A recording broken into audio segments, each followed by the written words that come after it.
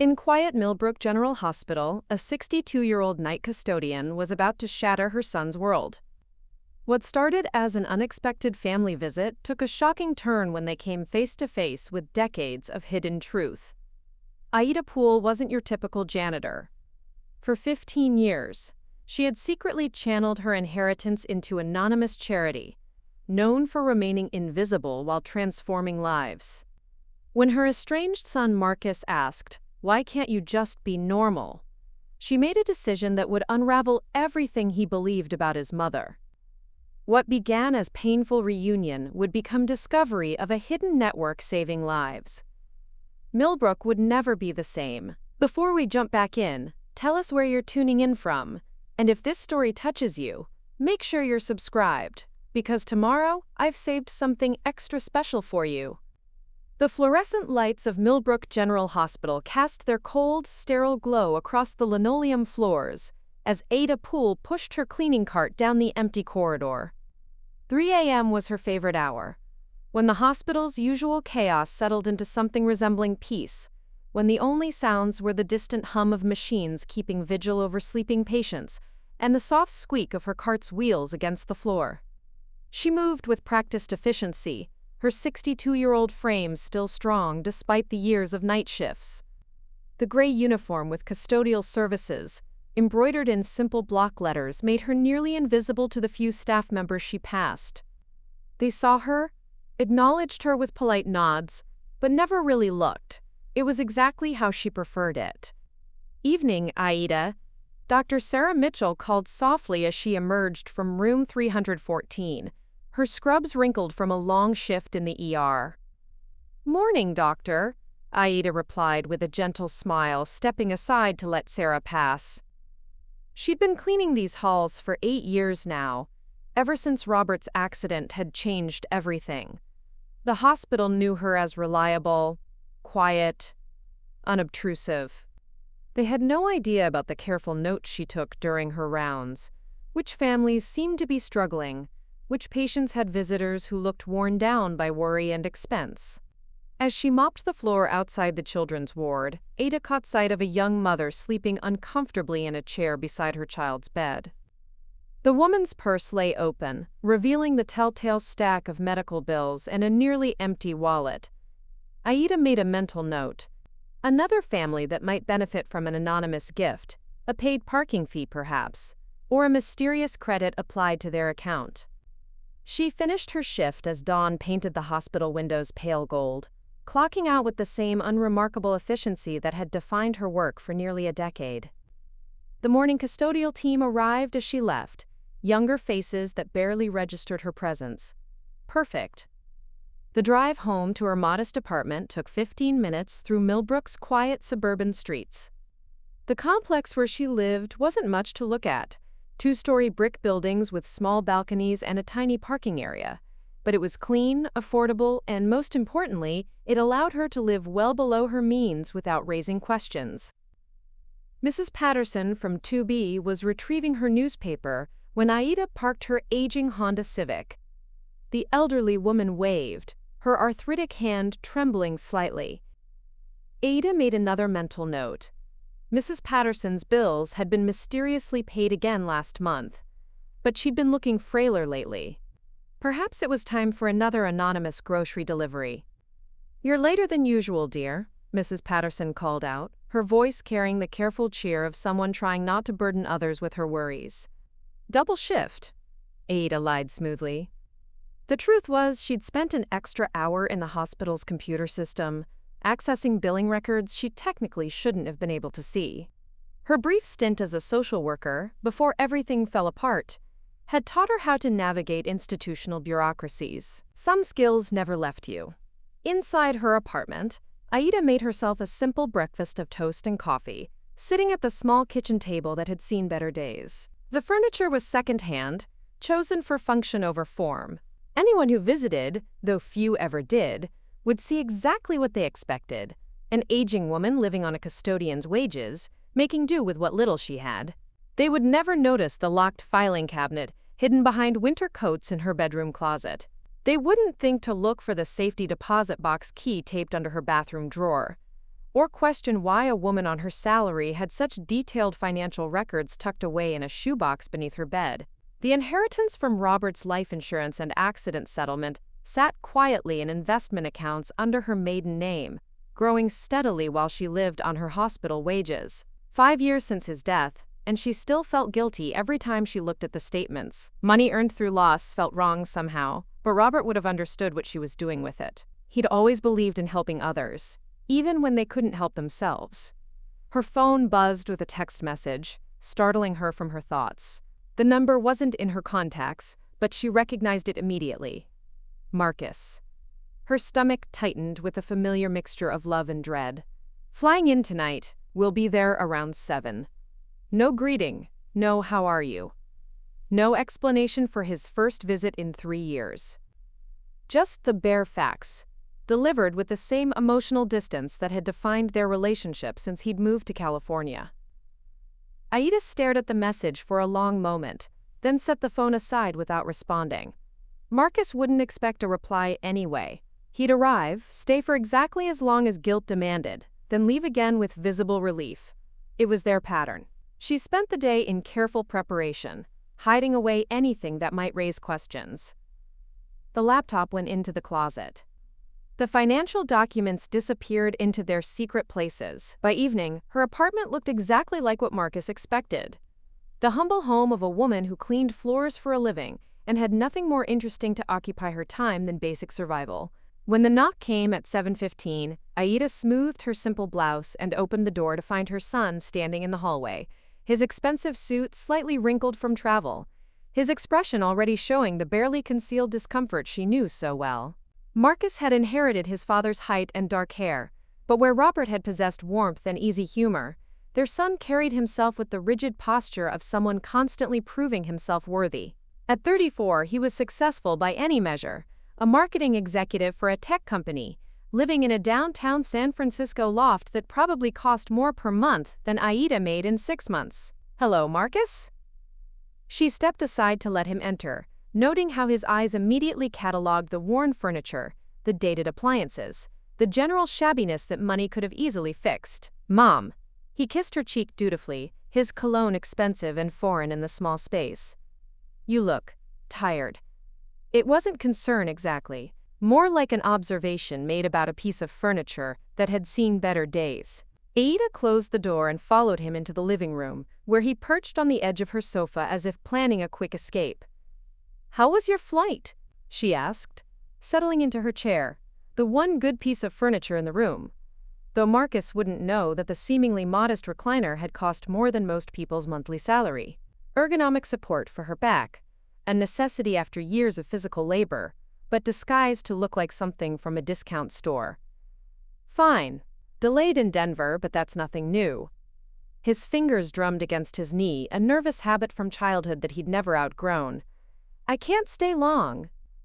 "Just a quick visit." "Of course." "That's nice of you to come at all." The words came out more pointed than she'd intended, and Marcus's jaw tightened. "I've been busy. The company's launching a new product line, and I'm leading the campaign. It's a big opportunity." "I'm sure it is." Aida rose and moved toward the kitchen. "Have you eaten? I could make you something." "I'm fine." But he followed her anyway, standing in the doorway while she opened the refrigerator. It was sparsely stocked. Basic staples, generic brands, the careful shopping of someone watching every dollar. Another lie by omission. Marcus's phone buzzed, and he immediately checked it, his attention split between their conversation and whatever message had arrived. "Sorry, just need to respond to this quickly." While he typed, Aida watched her son's face in the reflection of the microwave's dark surface. The lines around his eyes spoke of stress and sleepless nights. But there was something else there too, a restlessness that reminded her painfully of Robert in his younger days, before life had taught him that success and happiness weren't the same thing. "You know," Marcus said without looking up from his phone, "I saw the Hendersons when I was driving in. They were getting out of a new BMW. Dave mentioned he got promoted to regional manager." Aida said nothing, recognizing the opening gambit in a familiar conversation. Marcus put his phone away and leaned against the doorframe, his posture casual but his eyes sharp. It just made me think about choices, about what people do with their lives. He gestured vaguely at the modest kitchen. I mean, you've been doing the same job for years now. Don't you ever want more? I'm content, Aida said simply, though her heart had begun to race. This was dangerous territory, the place where her carefully constructed life always threatened to collapse under scrutiny. Content. Marcus repeated the word like it tasted bitter. Mom, you're 62 years old. You clean floors for a living. You live in a place that most people would consider barely acceptable. You drive a car that's older than some of my employees. Each observation landed like a small blow, accurate and cutting. Aida kept her expression neutral, though inside she felt the familiar ache of being misunderstood by the person whose opinion mattered most. There's nothing wrong with honest work, she said quietly. No, there's not. But there's also nothing wrong with wanting something better. With trying to improve your situation. Marcus's voice carried the frustrated edge of someone who'd had this conversation before, even if not aloud. I just don't understand why you seem so determined to stay ordinary. The word hung between them like an accusation. Ordinary. As if it were something shameful, something to be escaped rather than embraced. I've offered to help, Marcus continued, his voice rising slightly. I've told you I could arrange for better housing, maybe help you find a different job.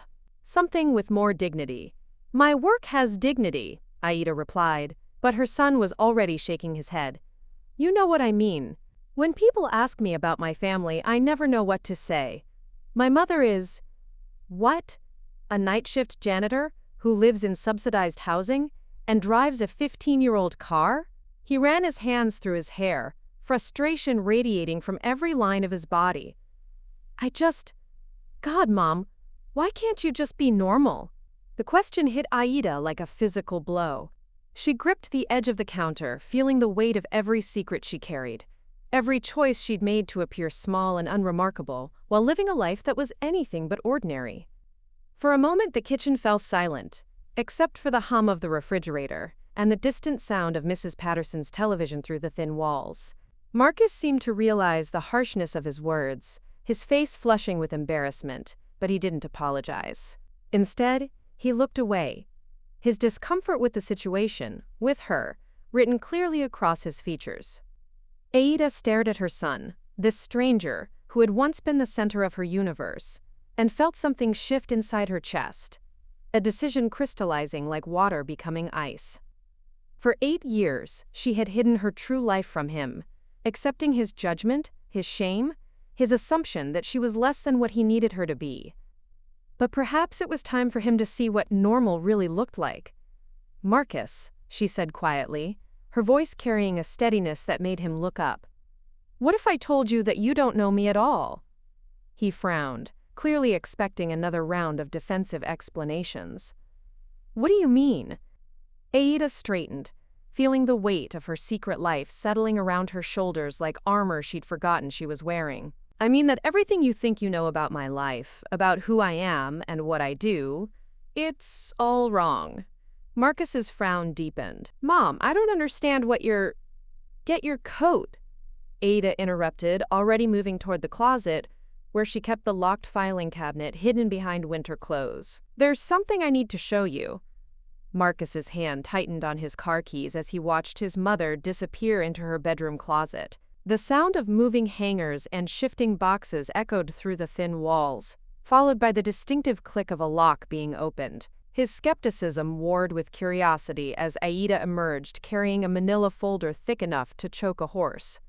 Mom, what exactly are you trying to prove here? Marcus's voice carried the patronizing tone he'd perfected in boardrooms, but underneath it lurked something that might have been uncertainty. Aida set the folder on the kitchen table with deliberate care, her movements carrying a precision that seemed at odds with the woman who'd been apologetically making excuses for her modest life just moments before. When she looked up at him, Marcus was startled to see something new in her eyes, not the defensive resignation he'd grown accustomed to, but a quiet strength that made him take an involuntary step backward. Put on your coat, she said simply. We're going for a drive. It's almost 8 o'clock at night. Where exactly are we going? To meet someone who knows me better than you do. The words weren't said with malice, but they hit their mark nonetheless. Marcus felt heat rise in his cheeks as the implications settled between them. 20 minutes later, they sat in Marcus's rental car in the parking lot of Millbrook General Hospital, the building where Aida had spent countless nights pushing her custodial cart through sterile corridors. Under the harsh glare of the parking lot lights, the manila folder sat between them like unexploded ordnance. "We're going to my workplace," Aida said, already unbuckling her seatbelt. "But not to see the floors I clean." Marcus followed his mother through the hospital's main entrance, noting how the security guard's face lit up when he saw her. "Evening, Mrs. Poole. Working an extra shift tonight?" "Something like that, Danny. Is Dr. Mitchell still in the ER?" "Far as I know. Want me to call down?" "That's all right. We'll find her." As they walked through the corridors, Marcus noticed something he'd missed during his rare previous visits to pick up his mother after her shifts. The staff didn't just recognize Aida. They genuinely seemed pleased to see her. Nurses smiled and waved. A young resident stopped to ask about her weekend. An orderly called out a friendly greeting from across the hall. "Popular for a night janitor," Marcus observed, but his tone lacked its earlier certainty. "I pay attention," Aida replied. "People notice when someone actually sees them." They found Dr. Sarah Mitchell, emerging from examination room 3, her scrubs bearing the telltale stains of a busy night in emergency medicine. She was younger than Marcus had expected, maybe mid-40s, with kind eyes behind wire-rimmed glasses and graying blonde hair pulled back in a practical ponytail. "Aida?" Sarah's surprise was evident as she noticed Marcus standing beside his mother. "I wasn't expecting to see you tonight." "Sarah, I'd like you to meet my son, Marcus." Aida's voice carried an odd formality, as if she were introducing dignitaries at a state function. "Marcus, this is Dr. Sarah Mitchell. She's been my friend for the past 3 years." Marcus extended his hand automatically, his marketing executive smile sliding into place. "Nice to meet you, Dr. Mitchell. Mom's told me so much about her work here." Sarah's handshake was firm, but her eyes flicked to Aida with an expression Marcus couldn't quite read. "Has she? That's interesting." "Sarah," Aida said quietly, "I think it's time." The doctor's eyebrows rose nearly to her hairline. "Are you sure? We've talked about this, and you said—" "Things change." Aida's voice carried a weight that made both Marcus and Sarah pay closer attention. "He asked me why I can't be normal. I think he deserves to know what normal actually looks like." Sarah glanced around the busy ER, then made a decision. "Conference room 2 is empty. We can talk there." The small conference room smelled of stale coffee and antiseptic. Sarah closed the door behind them and gestured for Marcus and Aida to take seats at the round table. Marcus felt increasingly like he'd stumbled into a play where everyone knew their lines except him. "Dr. Mitchell," Marcus began, falling back on his professional persona, "I'm not sure what my mother has told you, but—" "She's told me almost nothing," Sarah interrupted gently. "That's rather the point." Marcus frowned. "I don't understand." Sarah looked at Aida, who nodded almost imperceptibly. "Your mother has been working here for 8 years. In that time, I've watched her do her job with more dedication and compassion than most people bring to careers they claim to love. But about 3 years ago, I started noticing something unusual." "Unusual how?" Patients began mentioning unexpected help with their bills. Families found their parking fees mysteriously paid. Children in the pediatric ward received books and toys from anonymous donors. Sarah's voice took on the careful tone of someone walking through a minefield. "At first, we thought it was just hospital policy, or maybe a local charity. But when I started asking questions—" Marcus felt a strange tingling in his chest, like the moment before lightning strikes. "What kind of questions?" "The kind that revealed your mother had been using her access to patient records to identify families in crisis. The kind that showed she'd been coordinating with billing departments to arrange anonymous payments. The kind that made it clear Millbrook General had acquired a guardian angel, and she'd been pushing a mop cart through our halls for years." The words hung in the air like smoke. Marcus stared at his mother, who was studying her hands with the same focused attention she'd once given to his childhood scraped knees. "That's impossible," he said finally. "She's a custodian. She lives on custodian wages. She can barely afford." "Marcus." Aida's voice was quiet but firm. "Open the folder." With hands that weren't entirely steady, Marcus pulled the manila folder toward him and lifted the cover. The first document was a bank statement from an account he'd never heard of, bearing his mother's maiden name and showing a balance that made him blink hard and look again. "This can't be right," he said, his voice sounding strange to his own ears. "This says $2.7 million. Ada finished. "Robert's life insurance policy was more substantial than I ever told you. The settlement from his accident was significant." Marcus flipped through page after page of financial documents, investment statements, charity receipts, transfer records showing systematic donations to organizations he'd never heard of. The amounts were staggering, not just in their size, but in their frequency. Week after week, month after month, year after year of anonymous giving. "The Millbrook Educational Foundation," he read aloud from one receipt. "The Haven Crisis Center. The Downtown Food Bank." He looked up at his mother with eyes that seemed to be seeing her for the first time. "These are all local organizations. Your mother has been funding half the charitable work in this county," Sarah said softly. "Anonymously. She specifically requests no recognition, no publicity, no contact with beneficiaries." Marcus's hands trembled as he turned to a section labeled Scholarship Recipients. Dozens of names, each with detailed backgrounds and academic records. Students from struggling families, kids aging out of foster care, young people whose dreams had been derailed by circumstances beyond their control. "Jamie Rodriguez," he read from the top entry, "first-generation college student, family income below poverty line, full scholarship to State University, including room, board, and textbooks." He looked up at Aida. "You did this?" "She does this," Sarah corrected. "Present tense. Your mother reviews applications personally.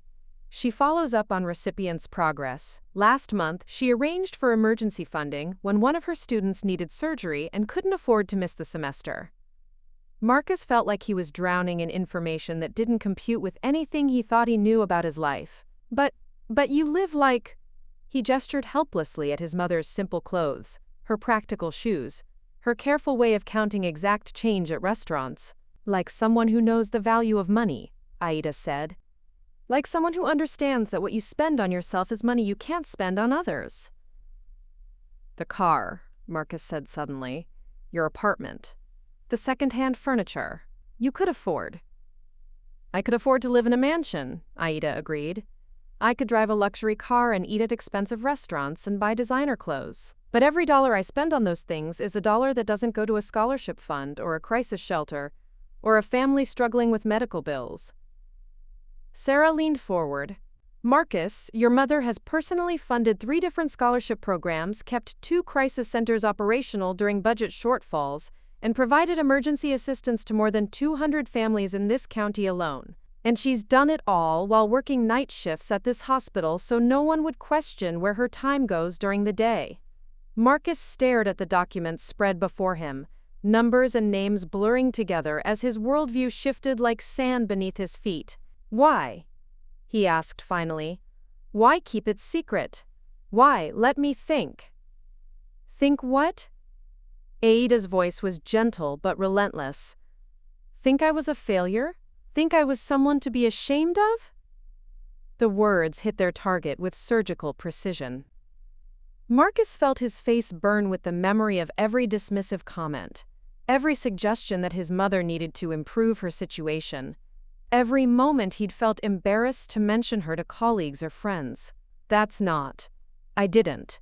But the protest died in his throat, because they both knew it was exactly what he'd thought. "I kept it secret," Aida continued, "because the moment people know you have money, everything changes. They start asking for things. They start treating you differently. The relationships become complicated by expectations and obligations." She paused, her eyes meeting his directly. "And because I needed to know that the people in my life cared about me, not about what I could give them. The implication hung between them like a blade. Marcus thought about his infrequent visits, his barely concealed impatience with her modest lifestyle, his suggestions that she, quote, do something more with her life. How many of those conversations had been about her, and how many had been about his own discomfort with having a mother who didn't fit his image of success? 3 years ago, Sarah said into the silence, your mother started having panic attacks during her shifts. Mild ones, but enough to concern me. When I finally got her to talk about it, she told me she was terrified that her son was going to stop visiting altogether because he was ashamed of her. Marcus felt something cold and sharp twist in his chest. Mom, I never said. You didn't have to say it, Aida replied. I could see it in your face every time you walked into my apartment. The way you looked at my furniture, my clothes, my car. The way you hurried to leave. The way you never invited me to visit you in California. Each observation landed like a physical blow. Marcus realized his mouth was open and closed it with an audible snap. I was trying to help. I offered to find you better housing, a better job. You offered to fix what you saw as my problems, Ada corrected. You never asked if I was happy. You never wondered if maybe I had reasons for the choices I'd made. Marcus looked down at the documents again, his vision blurring slightly. One receipt caught his eye, a payment to the Children's Hospital Foundation made just last month. The amount was larger than his annual salary. The kids with cancer, he said quietly, remembering a news story he'd half listened to during his flight. The new wing they're building. The Pool Foundation, Sarah confirmed. Named after your father. Ada endowed it in his memory. Marcus felt the room spinning slightly. His father's name on a hospital wing. His mother funding scholarships and crisis centers and medical treatments, while living in a modest apartment and driving a 15-year-old car. The cognitive dissonance was overwhelming. How long, he asked finally. How long have you been doing this? Preparing and narrating this story took us a lot of time, so if you are enjoying it, subscribe to our channel. It means a lot to us. Now back to the story. Since right after your father died, Aida said, when I realized I had resources I'd never expected, and a choice about what to do with them. And you chose this. You chose to live like you're poor while giving away millions. Quote, I chose to live authentically, Aida corrected. Your father and I never cared about material things. We cared about making a difference. This is how I honor his memory and our values. Marcus sat in silence for a long moment, processing information that seemed to rewrite everything he thought he knew about his life. His mother wasn't the embarrassing failure he'd painted her as in his mind. She was, what, a philanthropist?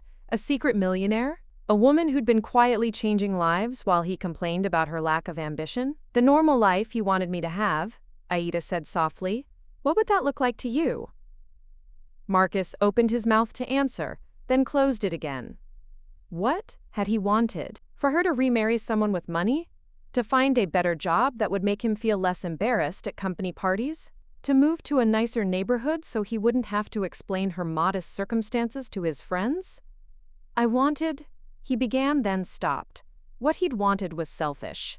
What he'd wanted was for his mother to become someone he could be proud of, without ever asking whether there might already be reasons to be proud. You wanted me to be the kind of normal that would reflect well on you, Aida said, her voice still gentle but utterly clear. The kind of normal that successful sons are supposed to have. It was true, and they both knew it. Marcus felt ashamed and confused and strangely small, sitting in this hospital conference room with documents that proved his mother was exactly the kind of person he'd always claimed to admire. Generous, selfless, making a real difference in the world, while living in a way that had made him ashamed of her. There's more, Sarah said quietly. If you're ready to see it.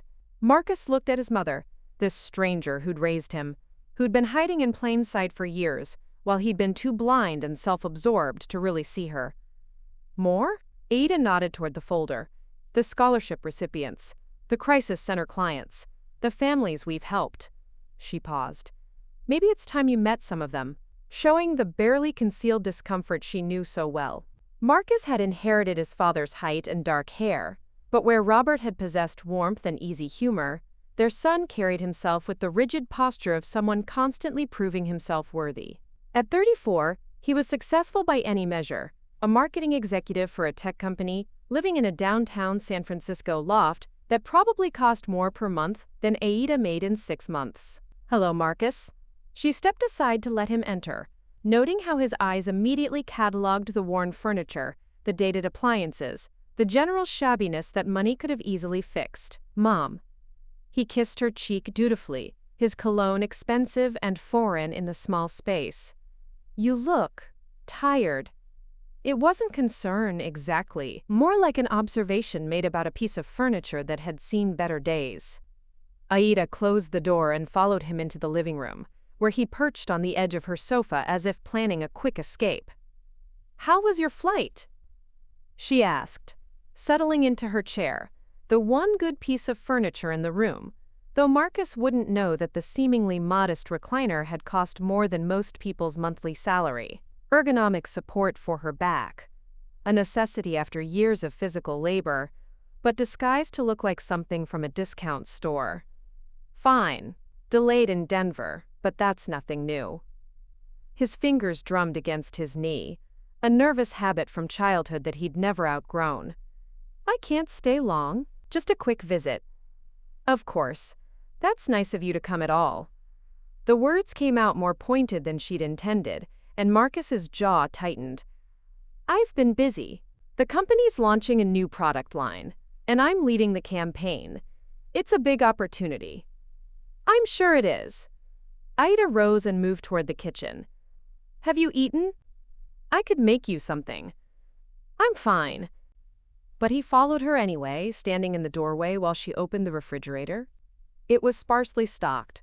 Basic staples, generic brands, the careful shopping of someone watching every dollar. Another lie by omission.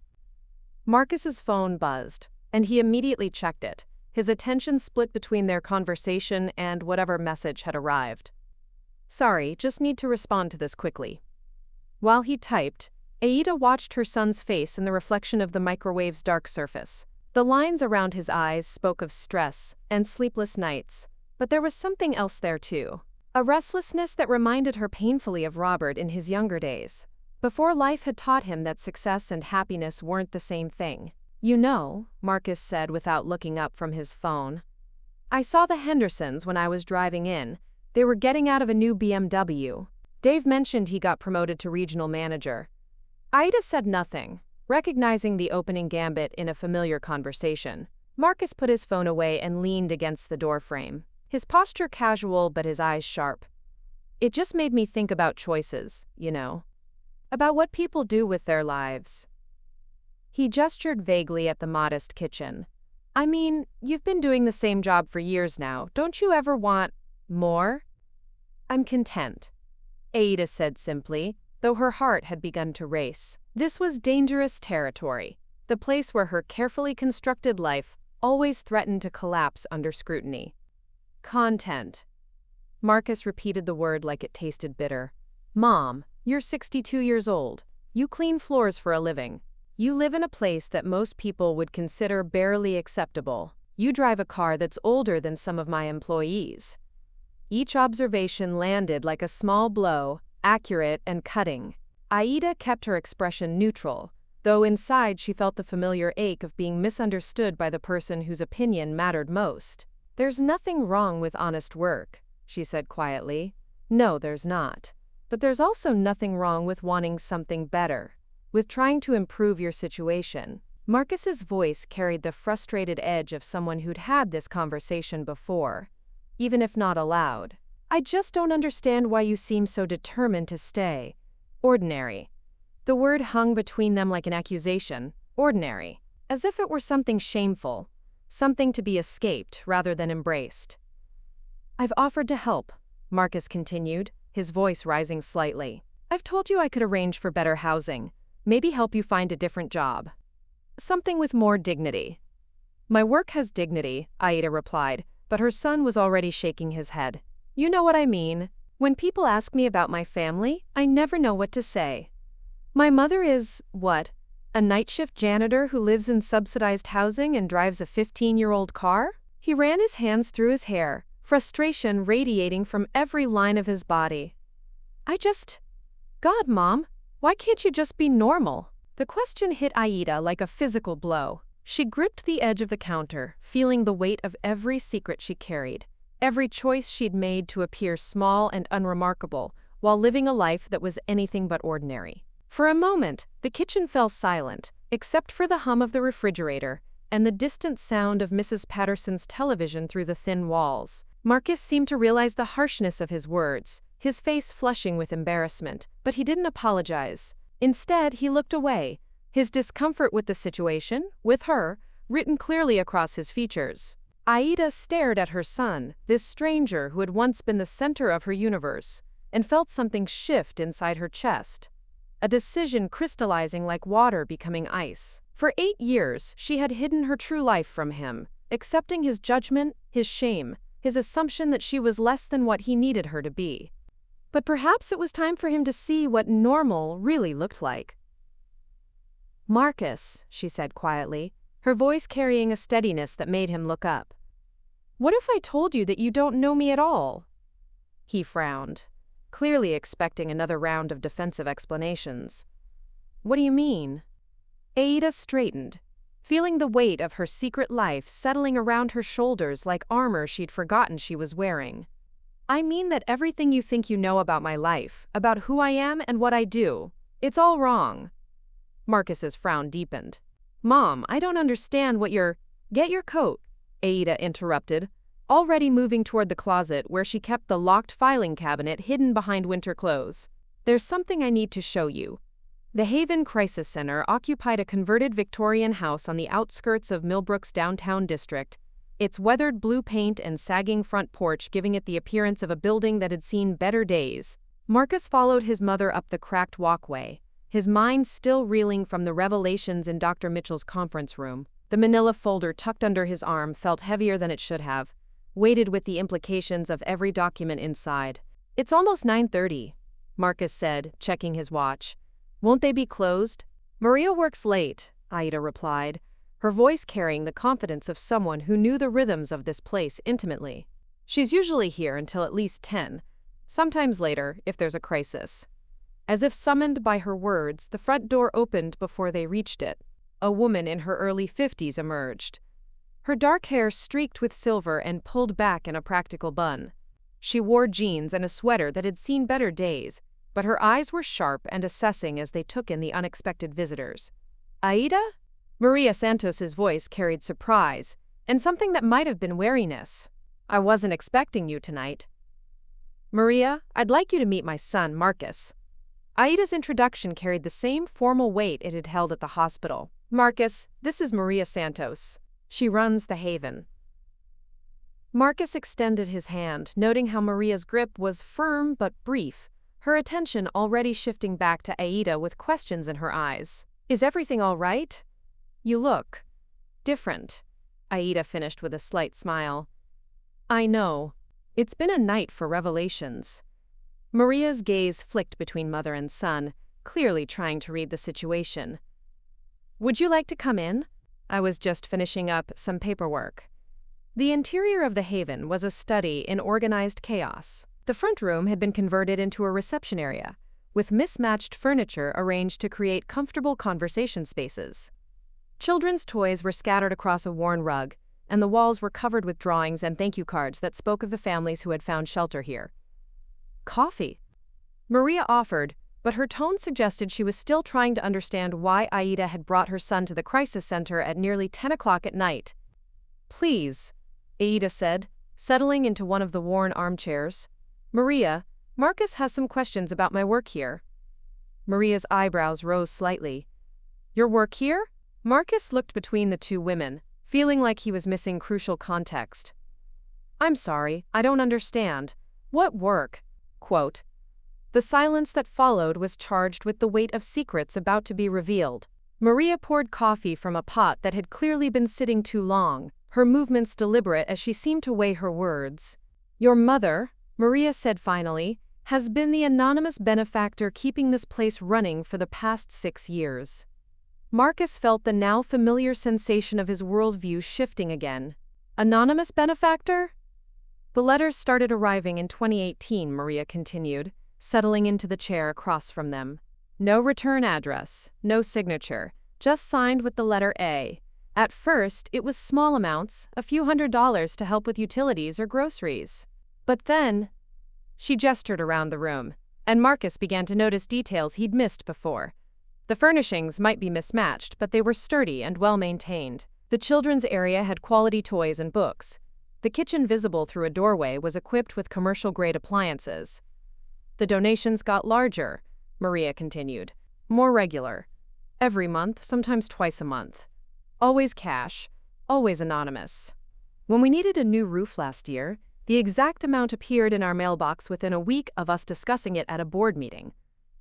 Marcus looked at his mother, who was studying her coffee cup with the same focused attention she'd given to everything else that evening. How did you know they needed a new roof? I pay attention, Aida said simply. I listen to what people need. But how did you even know about this place? Marcus pressed. How did you know Maria? Maria and Aida exchanged a glance, and Marcus caught something passing between them, a shared history he wasn't privy to. I brought someone here once, Aida said quietly. A woman from the hospital. Her husband had been beating her and she was too afraid to go home after her shift. She was a night cleaner, like me. I helped her get settled here, and I saw what Maria was trying to do with limited resources. That was 7 years ago, Maria added. Your mother didn't just bring Linda here and leave. She came back to check on her. She brought groceries. She helped Linda's kids with their homework while Linda was looking for a new job. Marcus felt another piece of his understanding click into place. You've been doing this for 7 years? Longer, Maria corrected. That's just when I first met her. Linda told me your mother had been helping her for months before she finally convinced her to come here. I don't understand, Marcus said, though he was beginning to fear that he did. How do you help someone for months without them knowing who you are? Maria's smile was both warm and sad. Your mother has a gift for being invisible when she wants to be. Linda's car would mysteriously get repaired. Her kids' school supplies would appear in her locker at work. Her electricity bill would get paid when she couldn't afford it. For months, Linda thought she had a guardian angel. She did, Aida said softly. She just didn't know what the angel looked like. Marcus set down his coffee cup with a trembling hand. How many? How many people have you helped like this? I don't keep count, Aida replied, but Maria was already shaking her head. I do, Maria said firmly. At least for the people who've come through here. In 6 years, your mother has helped us shelter 43 families. That's counting the ones she helped before they even got here, the ones she helped after they left, and the ones she helped instead of them coming here at all. The number hit Marcus like a physical blow. 43 families, each one representing multiple people, mothers, children, sometimes fathers, trying to rebuild their lives after escaping abuse or homelessness or addiction. Would you like to meet some of them? Maria asked, and Marcus realized she was studying his face with the same careful attention she probably gave to the women who showed up at her door in crisis. Meet them? Some of our former residents come back to volunteer, Maria explained. Help with childcare, cooking, cleaning. There's a support group meeting in the back room right now.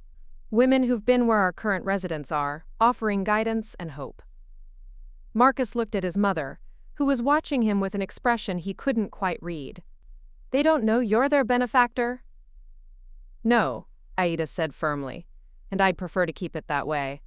But Maria thought you might want to understand what your donation money actually accomplishes. The word your hung in the air like an accusation. Marcus realized that in his mind, he'd been thinking of his mother's charitable work as somehow separate from his own life, as if the money she was giving away wasn't money that could have been spent on the kind of lifestyle that would have made him more comfortable with their relationship. I'd like to meet them, he said finally, though his voice sounded strange to his own ears. Maria led them down a hallway lined with more children's artwork and photographs of families. Graduation photos, wedding pictures, images of children at birthday parties. Each one, Marcus realized, represented someone who had found safety and stability through this place. The back room had been set up as a comfortable meeting space, with chairs arranged in a circle and a coffee station in the corner. 8 women sat talking in low voices, their ages ranging from early 20s to late 50s. They looked up as Maria entered, their faces showing varying degrees of curiosity and wariness. "Ladies," Maria said, "I'd like you to meet some visitors. This is Aida and her son Marcus." The reactions were immediate and telling. Several of the women smiled at Aida with genuine warmth, while others looked puzzled, as if trying to place her. Marcus realized that some of these women had encountered his mother during their stays at the Haven, though they might not have understood her role in their lives. "Aida!" A young woman with short blonde hair and tired eyes jumped up from her chair. "I didn't know you were coming tonight." "Hello, Carmen," Aida replied, accepting a hug from the woman. "How are the kids?" "Good, really good. Miguel started first grade last month, and he loves it. And Sophia's walking now. You should see her, she's into everything." Marcus watched this exchange with growing amazement. His mother spoke with Carmen like an old friend, asking specific questions about her children's development and showing genuine interest in the answers. This wasn't the distant, anonymous charity he'd imagined from the bank statements and receipts. "Carmen was one of our residents 2 years ago," Maria explained quietly. "She and her kids stayed here for 6 months while she got back on her feet." "It was the hardest thing I'd ever done," Carmen said, overhearing. "Leaving my husband, starting over with nothing. But everyone here made it possible." "What are you doing now?" Marcus asked, genuinely curious. Carmen's face lit up. "I'm a certified nursing assistant at Millbrook General. I'm starting school next month to become a full RN." Marcus felt a chill run down his spine. "Millbrook General? That's where I met Aida," Carmen said, smiling at his mother. "She was cleaning the floors, but she always stopped to talk. She knew I was struggling, and she'd slip me little encouragements. Sometimes she'd leave snacks in my locker, or she'd make sure I knew about employee assistance programs." Another piece of the puzzle clicked into place. Marcus looked at his mother with new understanding. "You've been using your job to find people who need help." "I've been paying attention to the people around me," Aida corrected. "That's what Robert always said, that the best way to help people is to see them first." An older woman with graying hair spoke up from across the circle. "Are you the son from California?" Marcus nodded, surprised. "Yes, I am." "Aida talks about you sometimes," the woman continued. "She's very proud of you, always showing us pictures from your company website, telling us about your successes." The words hit Marcus like a slap. While he'd been feeling ashamed of his mother's modest lifestyle, she'd been bragging about his achievements to the women she was helping rebuild their lives. The irony was almost too much to bear. "I'm sorry," he said, his voice thick. "I don't know your name." "Patricia," the woman replied. "I was here 3 years ago with my daughter and grandson. My daughter's husband was, well, let's just say we needed to get out fast." "Where are they now?" Marcus asked. Patricia's smile was radiant. "My daughter finished her GED and is working as a medical technician. My grandson is in middle school and making honor roll. They have their own apartment now, and they're safe." "That's wonderful," Marcus said, and meant it. But he was also thinking about the financial records he'd seen, the systematic donations that had made stories like Patricia's possible. How many thousands of dollars had gone toward keeping this place running, toward providing the safety and stability that let a woman and her child and grandchild rebuild their lives? "The thing about this place," said another woman younger with a toddler sleeping in her arms, "is that it doesn't just give you a roof over your head, it gives you hope. It makes you believe that things can get better." Marcus looked around the circle at these women, survivors, all of them, who had found their way to safety and were now using their experiences to help others. His mother's money had made this possible, but it was more than that. These women knew Aida personally. They spoke of her with affection and respect, not as a distant benefactor, but as someone who had seen them as individuals worth saving. "How many people know about your mother's donations?" Marcus asked Maria as they prepared to leave an hour later. "Just me," Maria replied. "And even I didn't know for sure until tonight. I suspected, but Aida never confirmed it." Marcus looked at his mother, who was saying goodbye to the women in the support group. Each interaction was personal, specific, caring. She asked about children by name, remembered details of their lives, offered encouragement that came from genuine relationship rather than obligatory charity. She could have just written checks, Marcus said, more to himself than to Maria. She could have, Maria agreed. But your mother understands something that most people don't. That money is only part of what people need. They need to be seen, to be valued, to know that someone believes in their ability to create better lives. As they walked back to the car, Marcus felt like he was seeing his mother for the first time in his adult life. Not the embarrassing custodian he'd been trying to distance himself from, but a woman who had been quietly changing lives while he'd been busy building his career and feeling ashamed of her choices. "Why didn't you tell me?" he asked as they reached the car. Ada turned to look at him in the pale light from the street lamps. "Tell you what? That you were that you were doing all this." "Would it have changed anything?" she asked quietly. "Would you have been less embarrassed by my apartment, my job, my car?" Marcus opened his mouth to say yes. Of course it would have changed everything, but the words died in his throat. Because the truth was uglier than that. The truth was that he might have been proud of her charitable work, but he still would have wanted her to look more successful while doing it. He still would have wanted her to be the kind of philanthropist who attended charity galas and got her picture in the society pages. "I don't know," he said finally, because it was honest.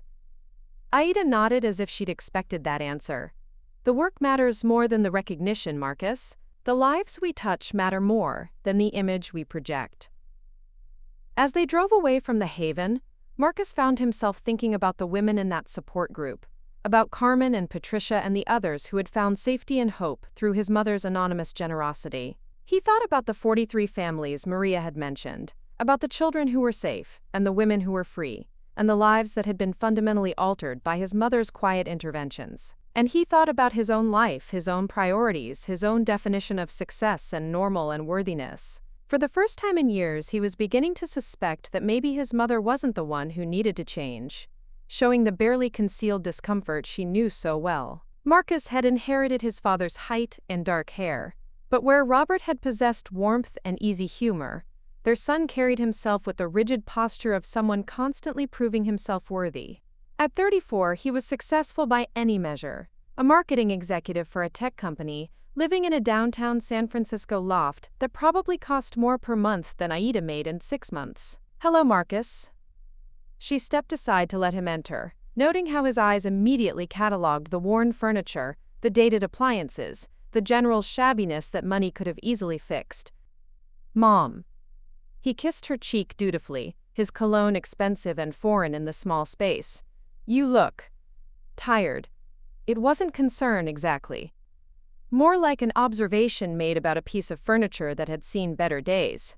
Aida closed the door and followed him into the living room, where he perched on the edge of her sofa as if planning a quick escape. "How was your flight?" she asked, settling into her chair.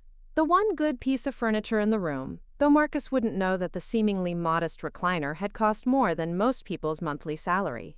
Ergonomic support for her back, a necessity after years of physical labor, but disguised to look like something from a discount store. "Fine." "Delayed in Denver, but that's nothing new." His fingers drummed against his knee, a nervous habit from childhood that he'd never outgrown. "I can't stay long." "Just a quick visit." "Of course. That's nice of you to come at all." The words came out more pointed than she'd intended, and Marcus's jaw tightened. "I've been busy. The company's launching a new product line, and I'm leading the campaign. It's a big opportunity." "I'm sure it is." Aida rose and moved toward the kitchen. "Have you eaten? I could make you something." "I'm fine." But he followed her anyway, standing in the doorway while she opened the refrigerator. It was sparsely stocked. Basic staples, generic brands, the careful shopping of someone watching every dollar. Another lie by omission. Marcus's phone buzzed, and he immediately checked it, his attention split between their conversation and whatever message had arrived. "Sorry, just need to respond to this quickly." While he typed, Aida watched her son's face in the reflection of the microwave's dark surface. The lines around his eyes spoke of stress and sleepless nights. But there was something else there too. A restlessness that reminded her painfully of Robert in his younger days, before life had taught him that success and happiness weren't the same thing. "You know," Marcus said without looking up from his phone, "I saw the Hendersons when I was driving in. They were getting out of a new BMW. Dave mentioned he got promoted to regional manager." Aida said nothing, recognizing the opening gambit in a familiar conversation. Marcus put his phone away and leaned against the doorframe, his posture casual, but his eyes sharp. "It just made me think about choices, you know? About what people do with their lives." He gestured vaguely at the modest kitchen. "I mean, you've been doing the same job for years now. Don't you ever want more?" "I'm content," Aida said simply, though her heart had begun to race. This was dangerous territory. The place where her carefully constructed life always threatened to collapse under scrutiny. Content. Marcus repeated the word like it tasted bitter. "Mom, you're 62 years old. You clean floors for a living. You live in a place that most people would consider barely acceptable. You drive a car that's older than some of my employees." Each observation landed like a small blow, accurate and cutting. Aida kept her expression neutral, though inside she felt the familiar ache of being misunderstood by the person whose opinion mattered most. "There's nothing wrong with honest work," she said quietly. "No, there's not.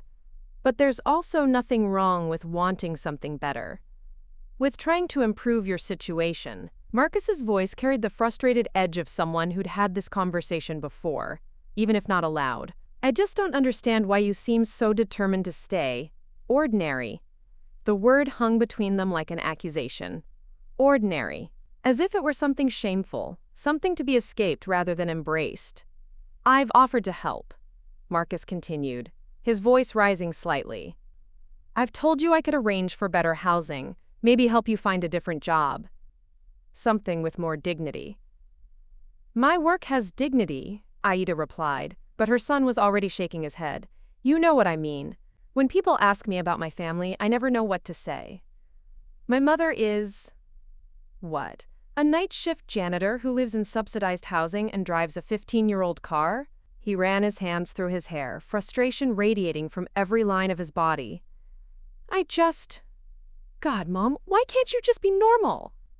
The question hit Aida like a physical blow. She gripped the edge of the counter, feeling the weight of every secret she carried, every choice she'd made to appear small and unremarkable, while living a life that was anything but ordinary. For a moment, the kitchen fell silent except for the hum of the refrigerator and the distant sound of Mrs. Patterson's television through the thin walls. Marcus seemed to realize the harshness of his words, his face flushing with embarrassment, but he didn't apologize. Instead, he looked away, his discomfort with the situation, with her, written clearly across his features. Aida stared at her son, this stranger who had once been the center of her universe, and felt something shift inside her chest. A decision crystallizing like water becoming ice. For 8 years, she had hidden her true life from him, accepting his judgment, his shame, his assumption that she was less than what he needed her to be. But perhaps it was time for him to see what normal really looked like. "Marcus," she said quietly, her voice carrying a steadiness that made him look up. "What if I told you that you don't know me at all?" He frowned, clearly expecting another round of defensive explanations. "What do you mean?" Aida straightened, feeling the weight of her secret life settling around her shoulders like armor she'd forgotten she was wearing. "I mean that everything you think you know about my life, about who I am and what I do, it's all wrong." Marcus's frown deepened. "Mom, I don't understand what you're—" "Get your coat," Aida interrupted, already moving toward the closet where she kept the locked filing cabinet hidden behind winter clothes. "There's something I need to show you." Marcus's hand trembled slightly as he reached for the coffee shop door. The revelations of the past 24 hours had left him feeling like he was walking through someone else's life. His mother, his embarrassing, simple mother, had somehow become a stranger with a hidden network of people she'd helped, money she'd never mentioned, and a secret life that made his successful marketing career seem shallow by comparison. "This is where Jamie works," Aida said quietly, her voice carrying none of the defensive uncertainty it had held just days ago. "They don't know I'm coming." The Pages and Prose bookstore occupied the corner of Main Street, its weathered brick facade softened by window boxes full of late-blooming chrysanthemums. Through the large windows, Marcus could see towering shelves of books and a few customers browsing in the afternoon light. It looked like the kind of place his colleagues would call quaint, with barely concealed condescension. A bell chimed softly as they entered, and Marcus immediately spotted the young person behind the counter. Slight build, dark hair pulled back in a practical ponytail, wearing a name tag that read, Jamie. They looked up from the inventory sheet they'd been studying, and Marcus watched their expression shift from polite customer service to something approaching wariness. "Can I help you?" Jamie asked, their voice carefully neutral. "Jamie Rodriguez?" Aida stepped forward, and Marcus noticed she seemed different here, more confident, less apologetic. "I'm Ada Poole. I think we need to talk." The change in Jamie's demeanor was immediate and dramatic. Their face went pale and they gripped the edge of the counter. What? How did you—" "I'm the person who's been helping with your education," Aida said gently. "The scholarship you've been receiving? That's from me." Jamie stared at her for a long moment, their eyes wide with shock. "You're A? You're the one who—" They stopped, looking around the bookstore as if suddenly aware they were having this conversation in public. "I can't. This isn't real." "It's real," Aida assured them. "This is my son, Marcus. I thought it was time he met one of the students his father's insurance money is helping." Marcus felt the words hit him like a physical blow. His father's insurance money. The money that should have gone to his mother's retirement, her security, her comfort. Instead, she'd been giving it away to strangers while living in a studio apartment and working nights as a custodian. "Your father?" Jamie looked confused, glancing between Aida and Marcus. "He died 5 years ago," Aida explained. "He always believed education was the most important gift we could give someone. When he left me the insurance settlement, I knew what he'd want me to do with it." Jamie's eyes filled with tears.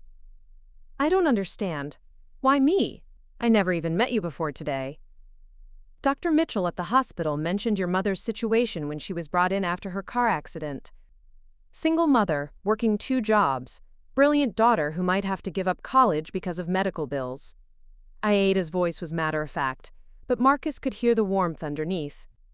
"It seemed like exactly the kind of situation Robert would have wanted to help with. But I never asked for help. I didn't even know help was available. Quote, "The best kind of help is the kind people don't have to ask for," Aida said simply. Marcus watched this exchange with growing amazement. His mother, who he'd spent years viewing as passive and unremarkable, was talking about complex financial arrangements and life-changing decisions, with the confidence of someone who'd been making them for years. "How many?" he asked suddenly. Both women turned to look at him. "How many students are you helping?" 12 currently in college, Aida replied. 8 more starting next year, and 15 who've graduated over the past decade." "Jesus," Marcus whispered. That's hundreds of thousands of dollars." "It's an investment," Aida corrected, "in people who will go on to help others. Jamie here is going to be a pediatric nurse. Sarah Chen, you met her mother at the hospital, is studying to be a social worker. Miguel Santos is in law school, planning to do immigration advocacy." She looked at Jamie with obvious pride. "They're all going to make the world better. That's worth any amount of money." Jamie was crying openly now. "I can't believe this. All this time, I thought maybe it was some kind of foundation, or a church program, or—" They wiped their eyes with the back of their hand. "I wrote you letters. Did you get them?" "Every one," Aida nodded. "I have them all. Your acceptance letter to nursing school, your dean's list certificates, your thank you notes. I keep them in a special box at home. I tried so hard to find out who you were. I wanted to thank you properly. I wanted to tell you what this meant to my family." Jamie's voice was thick with emotion. "My mom!" She cried when the first check came. She thought it was a mistake. Marcus felt something twisting in his chest. What would have happened if the money hadn't come? Jamie looked at him directly for the first time. I would have dropped out. Probably taken a full-time job somewhere, maybe gone to community college part-time if I was lucky. My mom's accident wiped out everything we'd saved for my education. The medical bills, the time off work. They shrugged, but Marcus could see the weight of what they were describing. I was already looking at jobs at the factory. My guidance counselor said maybe I could try again in a few years, but we both knew that probably wasn't going to happen. But now? Now I'm graduating with honors next month. I already have a job lined up at Children's Hospital. I'm going to work in the pediatric ICU. Jamie's voice grew stronger as they spoke. I'm going to take care of kids like I wished someone had taken care of me when I was little, and my mom was working double shifts just to keep us afloat. Marcus stared at his mother, seeing her as if for the first time. This wasn't charity driven by guilt or some misguided notion of obligation. This was strategic, thoughtful investment in human potential. His mother had looked at a teenager facing impossible choices and had quietly, anonymously, changed the trajectory of their entire life. "Show him the letter," Aida said to Jamie. "The one from Children's Hospital." Jamie disappeared into the back room and returned with a folder. They pulled out an official-looking document and handed it to Marcus. "My job offer. Starting salary is $52,000 a year. After 5 years, with experience, I'll probably make $70,000 or more." Marcus read the letter, his mind automatically calculating the numbers. Over a career, Jamie would earn well over $1 million. They'd pay taxes, contribute to Social Security, probably help their own family members. Maybe even establish charitable funds of their own. The ripple effects of his mother's investment would extend far beyond Jamie's individual success. "There's something else," Jamie said, their voice quiet but determined. "Something I've been saving to tell A when I finally met them." They looked at Aida. "I've been putting aside money from my part-time jobs. Not much, maybe $20 a month. But I've been saving it because I want to start a scholarship fund of my own. For kids like me. I figured if someone could change my life, maybe I could change someone else's." The silence that followed was profound. Marcus looked at his mother, who was wiping tears from her eyes, and felt something fundamental shift inside him. This wasn't just about money, or even education. This was about creating a cycle of generosity, of turning recipients into givers, of multiplying kindness across generations. "That's beautiful, Jamie," Aida said softly. "Robert would have loved that." "I wish I could have met him," Jamie said. "I wish I could have thanked him too." "You just did," Aida replied. "By becoming the person you are, by planning to help others, by understanding that kindness is meant to be passed on. You thanked him in the best way possible." Marcus felt his worldview crumbling and rebuilding itself all at once. His mother, who he'd seen as embarrassingly small and ineffective, had quietly orchestrated something extraordinary. She'd taken her grief and her inheritance and her modest lifestyle and had woven them into a network of hope and opportunity that would outlast her by decades. "I need to get back to work," Jamie said, glancing at the clock. "But Mrs. Poole," at Aida, "thank you. Not just for the money, but for believing in me when I didn't even know you existed. For giving me the chance to become who I was meant to be." As they walked back to the car, Marcus found himself unable to speak. The magnitude of what his mother had been doing, the lives she'd touched, the future she'd helped secure for people like Jamie, it was overwhelming. "Are you all right?" Aida asked, studying his face. Marcus looked at his mother, this woman he'd spent years being ashamed of, and felt something inside him break open. "I don't know who you are," he said quietly. "I thought I knew you, but I don't know you at all." Aida's expression grew sad. "I'm the same person I've always been, Marcus. I'm just not the person you thought I was." "No," he said, shaking his head. "You're not the same person. You're extraordinary. And I've been too blind and too selfish to see it." The words hung between them as they drove home, the weight of years of misunderstanding settling around them like dust.